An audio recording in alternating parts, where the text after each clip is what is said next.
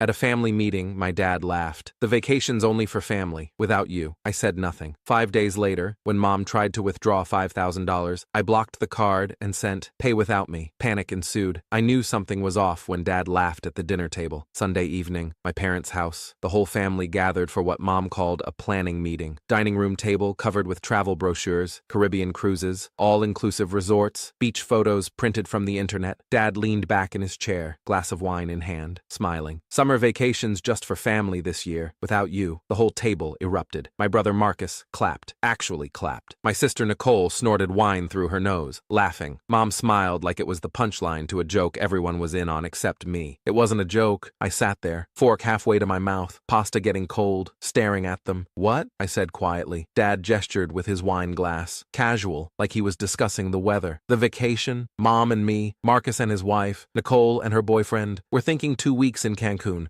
but you're not invited. You understand? I didn't understand. Why? Because, Mom said, dabbing her mouth with a napkin, you've made it clear you don't value family time, so we're taking a real family trip. The people who actually care. My brother raised his glass. To family who show up. They all clinked glasses, laughing, drinking, moving on to discuss resort amenities. I sat there, silent, trying to process, trying to understand what I'd done to deserve this. 3 weeks earlier, I'd taken a weekend trip to Colorado with my girlfriend Emily, just the two of us, Thursday through Sunday, 4 days. We'd been planning it for months. Hiking, camping, cheap beer around a campfire, quiet time away from work, away from stress, away from family. I hadn't invited my parents because it wasn't their trip. It was ours, Emily and me. Couples weekend. Normal thing that normal couples do, but they found out from Instagram. Emily had posted a photo. Mountains, sunset, me with my arm around her. Caption, best weekend. Within 2 days, my sister called me selfish. My brother sent a long text about how I'd changed, how I used to value family, how I was different now, distant. Mom dropped the guilt bomb in a voicemail. We've always been there for you. Every birthday, every holiday, every crisis. But you run away like we don't exist, like we're nothing to you. I'd tried to explain. It was just a weekend, just a trip. I'd see them at the next family dinner. Nothing had changed, but apparently everything had changed. I'd thought this Sunday barbecue was Mom's peace offering, a chance to reconnect,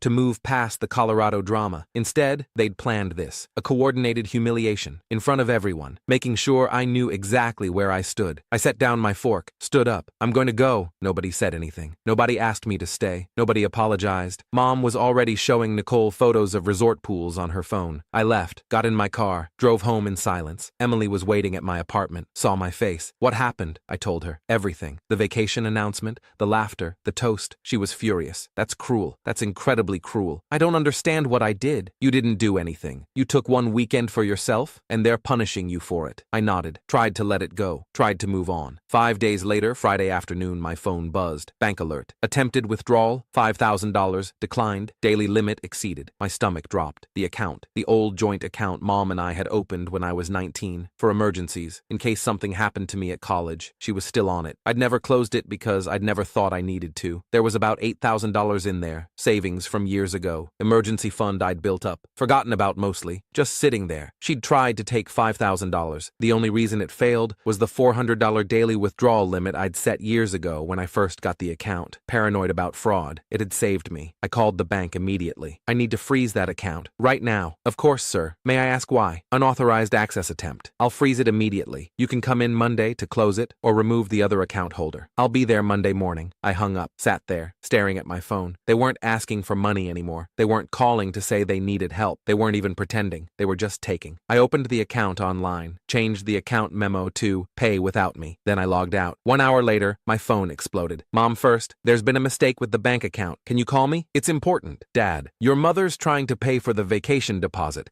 The account isn't working. Fix it. Marcus, dude, seriously? You're blocking Mom from the account over a stupid argument? Nicole, series of laughing emojis. Then a screenshot. The declined transaction showing $5,000 withdrawal attempt. Caption, when your tantrum affects the whole family, I replied to the group chat. One word. Okay. Then I muted it. But I didn't stop there. I started planning. I opened my laptop, went through every account, every connection, every shared access point, removed Mom and Dad from my emergency contacts at work, removed them from my medical records, removed them from my insurance beneficiaries, removed them from everything, changed every password, email, bank, social media, everything, made them all different, made them all complex, closed the joint account entirely online, transferred the funds to a new account at a different bank, one they didn't know about, called my apartment complex. I I need to update my authorized visitor list. Remove these 3 names. Gave them Mom, Dad, Marcus, Nicole, all of them. None of them could access my building anymore without me buzzing them in. 3 days later, Tuesday evening, I came home from work around 6. My apartment door was unlocked. I always locked it. Always. Paranoid habit from living in the city. I pushed it open slowly, cautiously. My parents were inside, sitting in my living room like they owned the place. Dad was flipping through my photo albums, the old printed ones from college, my private things. Mom had brought an overnight bag, like she'd planned to stay. It was sitting by the couch. My sister Nicole was sprawled on my couch, shoes kicked off, feet on my coffee table, scrolling her phone, eating my snacks. What the hell? I said. Mom stood up, smiled, sweet, fake. We needed to talk. You weren't answering your phone, so we let ourselves in. Emily appeared behind me. She'd driven over separately, walking up just as I opened the door. You broke into his apartment, she said. Not a question, a statement. Mom gave her an icy look, cold, dismissive. This is family business, private. It doesn't concern you. Dad set down my photo album, looked at Emily. This is your fault. He wasn't like this before you. You've changed him, poisoned him against his own family. Nicole laughed. He's being such a flake. It's embarrassing. How did you get in? I asked. Mom smiled. I kept a copy of your key from when you first moved in, just in case. Mother's intuition. You need to leave. Right now. We're not leaving until we settle this, Dad said, standing up. Voice, firm, authoritative. The voice he used when I was a child and he was laying down the law. You embarrassed us. You blocked the account. You're acting like a child and you owe us. Owe you what? A vacation. Compensation for abandoning us, for choosing her, he pointed at Emily, over your own family. Get out of my apartment. Mom's face hardened, sweet mask dropping. You're making a huge mistake. Get out. They left slowly, dramatically, making a show of it. Dad grabbing his jacket, Mom picking up her bag, Nicole putting her shoes back on with exaggerated movements. At the door, Mom turned, looked right at me. You're going to regret this. You have no idea what you've just done. The door closed. Emily immediately locked it. Deadbolt. Chain. That was insane, she said. They kept a key. They broke in. That's illegal. I called the landlord that night. Someone entered my apartment without permission today. I need the locks changed. Tomorrow, if possible. Was it a break-in? Should I call the police? It was my parents. But yes, I don't want them to have access anymore. I'll have maintenance change the locks first thing tomorrow morning. That night, lying in bed, I couldn't sleep. My mind racing, trying to figure out what to do, how to protect myself, how to stop this from escalating. Then I thought of someone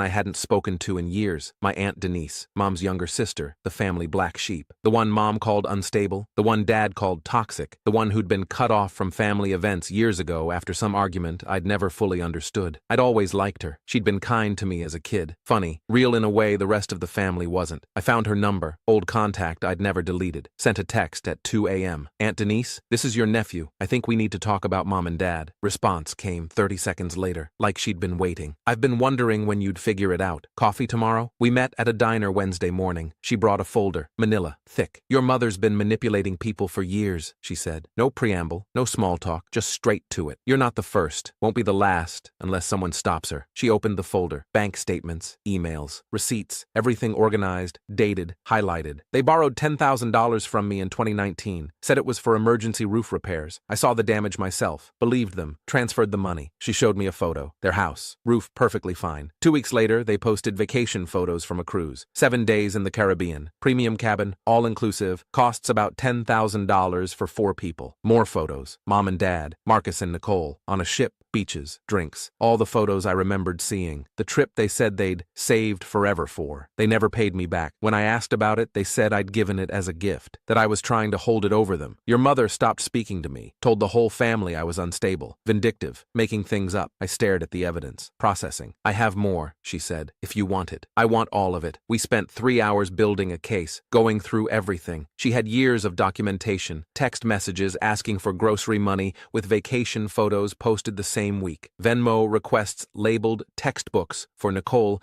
that matched concert ticket purchases. Screenshots of Dad begging for car insurance helped the same week he bought a $3,000 flat-screen TV. Pattern after pattern, lie after lie. I added my own documentation, the $5,000 withdrawal attempt, screenshots of the group chat, photos they'd posted of the Cancun resort they were planning, cost $12,000 for 2 weeks, the money they'd tried to take from my account. What are you going to do? Denise asked. I'm going to make sure everyone knows the truth. Thursday, I closed every shared account, removed them from every system, every connection severed, changed my phone number, gave the new one only to Emily and Denise, nobody else. Friday, I posted one photo to Facebook, tagged the whole family, mom's side, dad's side, everyone. The photo was my parents in Aruba from 2021, the trip they'd taken the same month they'd called me crying about being broke, about needing rent money, the $2,000 I'd transferred to help them, money I'd never seen again. Caption: sometimes the people who call you selfish are just mad you stopped funding their lifestyle. Here's the emergency they needed $2,000 for in March 2021. Aruba, all inclusive. While I ate ramen to make up for helping them with rent, the family exploded. Comments poured in, cousins messaging, aunts calling me disrespectful, uncles defending my parents, my sister posting a long rant about family traitors who air dirty laundry. I didn't respond to any of it. Just let it sit there, public, visible, true. 2 days later, Sunday morning, I got an email from my work. From HR. Subject: formal complaint. Investigation required. My stomach sank. An anonymous complaint had been filed claiming I was emotionally unstable and creating a hostile environment for my 4th grade students, that I'd been aggressive in class, that parents were concerned. I was a teacher, elementary school, 4th grade. I'd been there for 6 years. Never a single complaint. Loved my job. Loved my kids. They'd gone after my job. I called Denise immediately. They filed a complaint at my work. Anonymous. Trying to get me fired. Can you trace it? I don't know. HR wouldn't tell me anything except that I was under investigation. Give me 24 hours. She called back Monday evening. The complaint came from an IP address registered to State University, the dorm network, your sister's college. Nicole, I have a friend in IT there. He pulled the logs. Room 347, her dorm room. Timestamp matches the email send time exactly. I need a lawyer. I know someone. I'll call him tonight. Tuesday, I met with the lawyer. Brought everything. The break-in. The key they'd kept, the withdrawal attempt, the Facebook evidence, the work complaint traced to Nicole's IP address. This is harassment, he said, possibly stalking depending on the pattern. The break-in is criminal trespassing. The work complaint is defamation if it's false. What do? We document everything. File for a restraining order. Notify the school board about the false complaint with evidence. Let them handle Nicole, and we send a cease and desist to your parents. If they continue, we escalate. Do it. All of it. Wednesday, I sent one final message to the extended family group chat. Both sides. Everyone who'd been commenting on the Facebook post. Everyone who'd been calling me disrespectful. Everyone who thought they knew the story. I attached everything. Every receipt. Every lie. Every manipulation. The attempted $5,000 withdrawal. The break-in report I'd filed with my landlord. The false work complaint traced to Nicole's dorm IP address with timestamps. Aunt Denise's documentation of the $10,000 roof repair that became a cruise. Every vacation photo paired with every "we're broke" text message asking for money. One line. Before you believe their version of me, see the version of them they never mention. I'm done being their ATM and their scapegoat. Posted it. Left the group chat immediately. Didn't wait for responses. The chat apparently went silent. Denise told me later. 5 minutes of nothing, then 10. Then my dad's sister, Aunt Caroline, messaged, "This is disgusting. I can't believe I defended them." Then others. One by one. Cousins, uncles, people who'd called me disrespectful, now apologizing, now seeing it. Mom texted Emily directly. I saw it on Emily's phone. "You poisoned him. He wasn't like this before you. This is your fault. You destroyed our family." Emily showed me. Should I respond? Block her. Block all of them. She did. Thursday, the lawyer filed the no-contact order, restraining order against all 4 of them. Mom, Dad, Marcus, Nicole. Stay 500 feet away from me. Emily, my workplace, my apartment. Filed the trespassing report with police. My landlord provided the security camera footage showing them entering my building, showing Mom using a key, showing them leaving an hour later. The school board received the evidence package about Nicole's false complaint, the IP trace, the timestamps. Everything. They immediately closed the investigation into me and opened one into the complaint itself. Potential charges against Nicole for filing a false report. My landlord changed my locks that day. Installed a security camera above my door.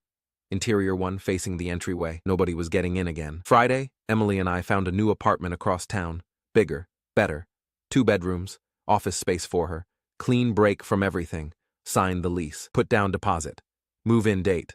2 weeks. I deleted the family group chat, blocked every number, every social media account, every connection, started sleeping through the night again for the first time in weeks. 2 months later, mid-September, my phone buzzed. Unknown number. I almost deleted it automatically. Then I saw the preview. "Please, we need to talk. This has gone too far. Mom, new number somehow." Last attempt. I stared at it for 30 seconds, then blocked the number without reading the full message. Deleted it.